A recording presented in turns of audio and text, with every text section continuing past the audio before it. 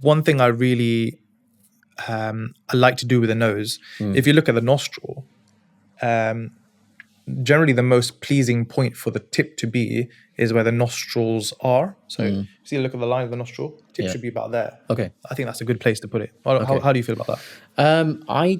I try not to look at little rules like that, if I'm honest. Okay.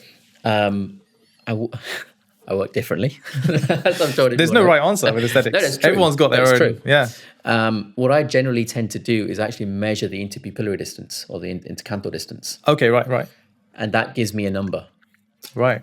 Everything on the face is then based on that number. Okay. And I'll go based on that. So I try and make everything as close to that particular ratio as possible. And is that phi ratio you're talking about? To an extent, yeah. To an extent. And what I tend to do is look at that distance. That gives me a proportion for the whole face.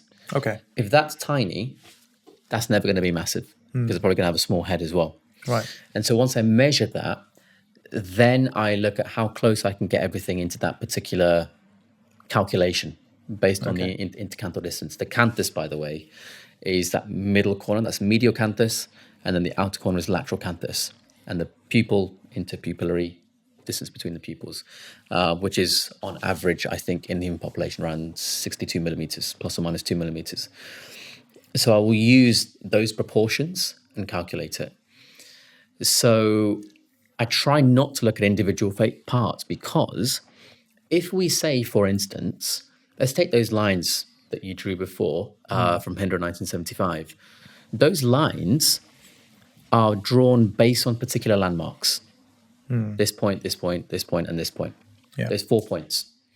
But you're assuming those 4 are in the correct position to start with. Yeah. And my criticism of people teaching that, because it's not a problem of people doing it, because that's what they were taught. The problem lies with the teaching, I think. And the problem with teaching that is not explaining that that's only going to look decent if there's 4 points are in a decent place in the first place. Yeah, true. And if they were, things probably wouldn't need filler necessarily, or to the same extent. Obviously, there's aging. Yeah.